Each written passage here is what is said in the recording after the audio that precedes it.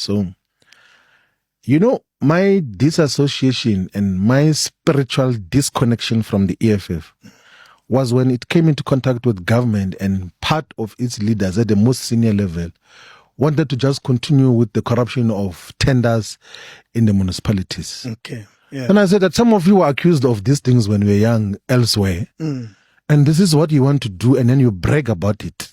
Yeah, but as a senior leader, your role isn't to correct. To help with the correction. David, I did that on many occasions. Yeah. Like on many occasions. And the good thing is that what I got to learn about political conduct generally is that even when I give verbal instructions, I write down as well. So there are many occasions where, as the chairperson that time of the governance task unit, I would give instruction to all the municipalities, even those in government, that let us insource all workers. Let us abolish the tenders on security, on cleaners and everything else there. But you'll be doing that only to discover later that the people that work with are tendering for security in the municipalities where you are saying themselves. Yeah, themselves. Yes. And that is the most tragic thing that. And then I realized that there are certain things that you cannot cure, like no matter what you say, no matter what you preach and everything. And some of the problems, like the corruption, which I think we say it as well in our founding documents of Maibuyena. The best way to deal with corruption in the public service or in the state as a whole is to do away with tenders. That's the position of Maibu. Yeah, that is the position of Maibu. We must do away with tenders. Because corruption, and you'll actually even save many people's lives, because even the political killings happen because of tenders. The state has to build capacity to perform its own functions. The state must build capacity to build its own roads, to build schools, to look after its own facilities and buildings by employing security guards internally. The state must have its own capacity to. So they can't procure. They cannot have a division within the state. And if they can, correct me, where they build their own cars, using that example that we touched on earlier. They can. Let me give you an example. Yeah.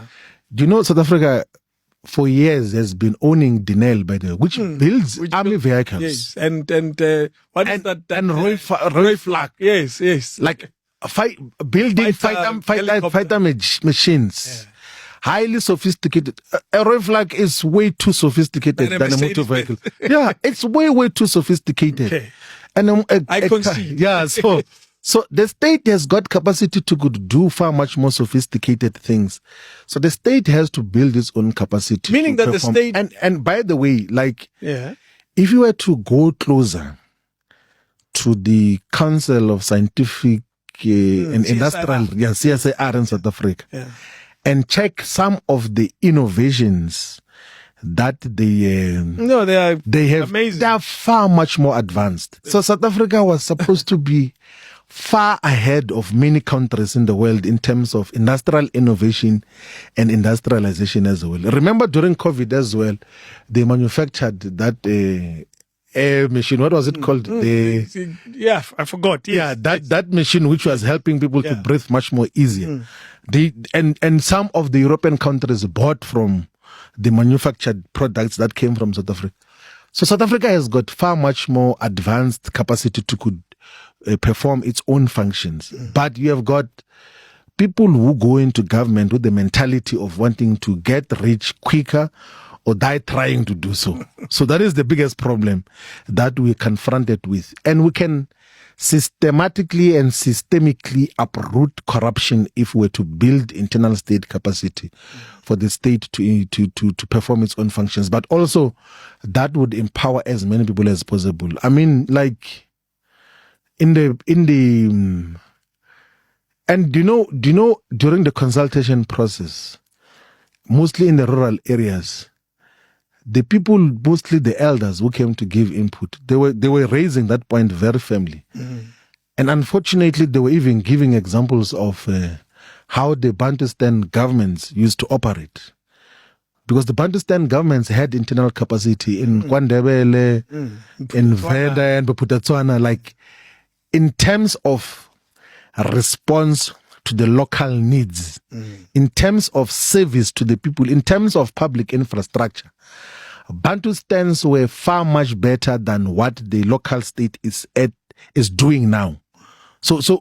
And everyone else knows that Bantustans, in terms of looking after public infrastructure in local areas, were far much more better than the local municipalities that exist in our areas now, because all these local municipalities, they exist as tendering governments, which must just give tenders to people to perform the functions which otherwise were supposed to be performed by government. So at the root of corruption in South Africa and the public service is a tendering system which must be changed, and then the state is empowered to perform its own functions at all levels. And then, of course, there are so many things. So someone will ask a question as to, what about aspirant business people?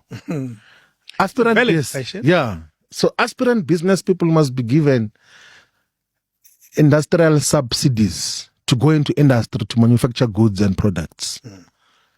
That is what South Korea did when it was catching up with the rest of the world in terms of industrialization. So do you know, like in South Africa, all these development finance institutions, inclusive of IDC, the IDC, NEF, sometimes PIC, NYDA. All of them, Propeller, I know that one. All of them combined in a financial year do not grant more than 1,000 industrial support mechanisms and finances. All of them combined. Wow. Go and check the history of South Korea when it was pursuing its developmental path.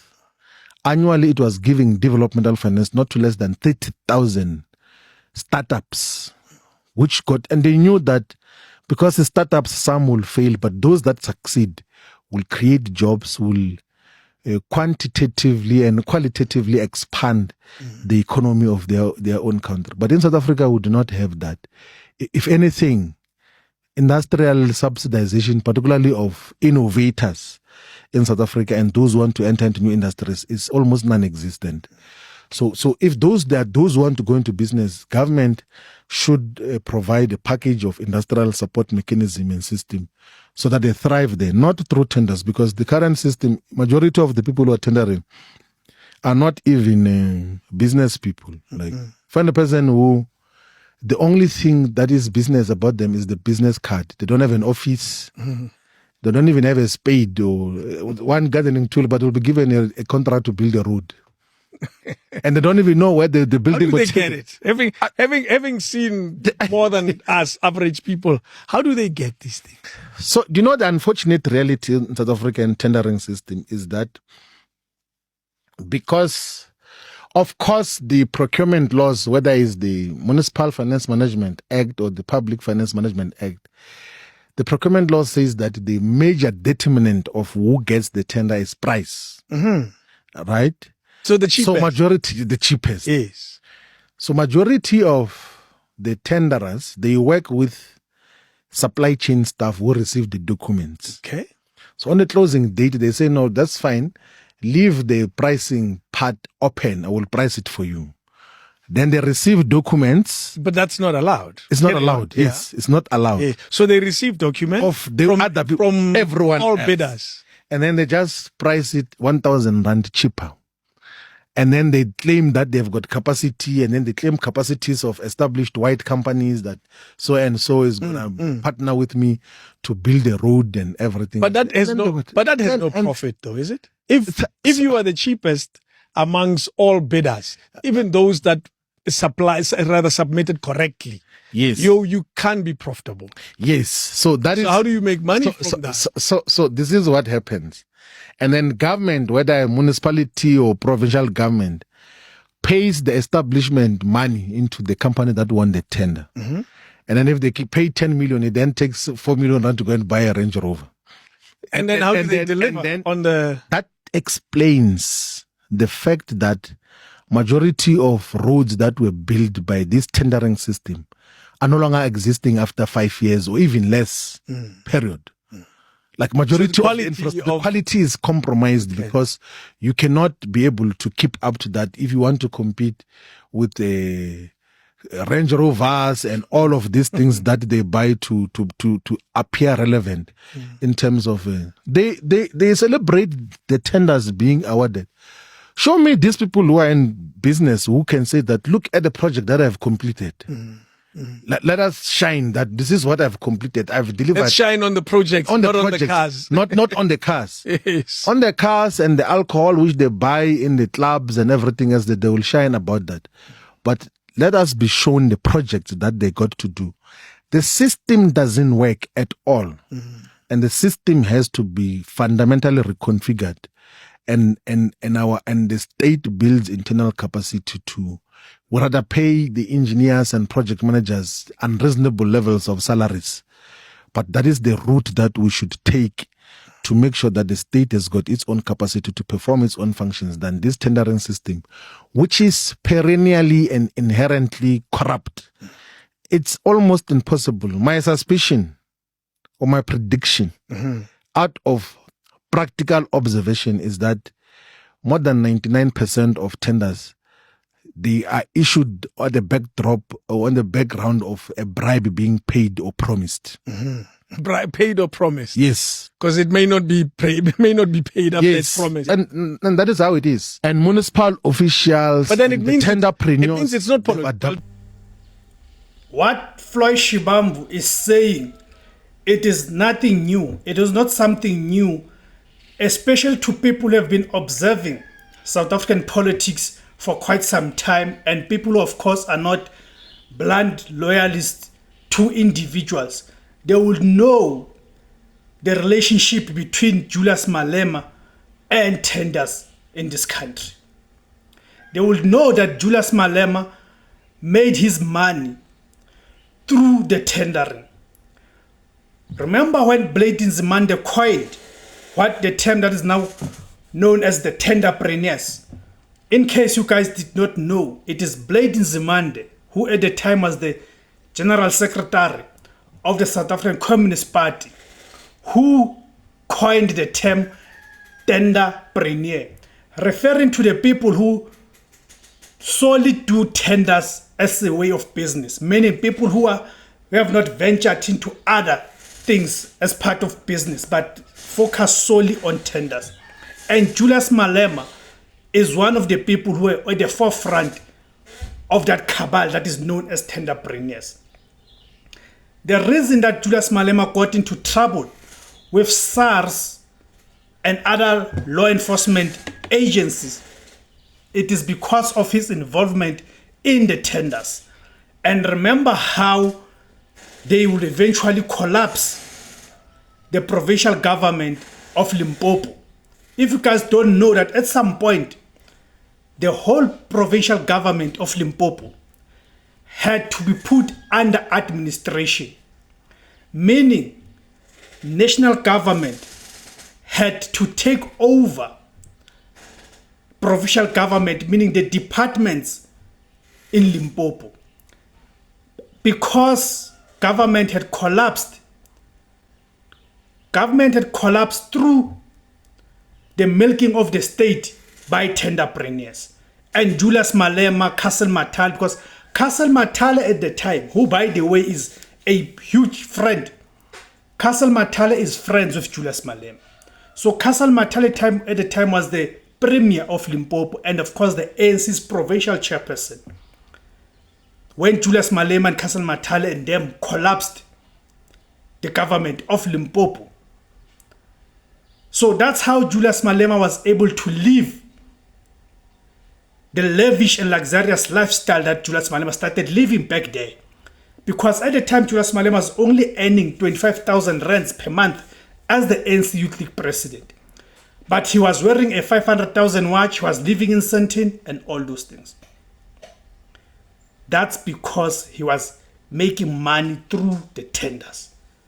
So it is not surprising that when Floyd Shivambu says, when it comes to local government, the EFF goes into negotiations for coalitions with these other parties such as the ANC, with intention of capturing the tenders within those municipalities. So it goes again to expose the hypocrisy within our political system, whereby they will stand, right? They will stand rooftop saying, do away with the tendering system, scrap the tendering system. Yet they themselves are the beneficiaries of tendering system, including the likes of Marshall Dlamini, who are well-known tenderpreneurs in this country. So this tells you that you should not always take to heart what the politician says, because they say one thing and they do another thing, which is totally different to what they've been preaching. Thank you guys for tuning in. My name is Tebus Kosana. The name of the platform is Izwi Labansundu, the voice for Africans. Kamakuma Africa.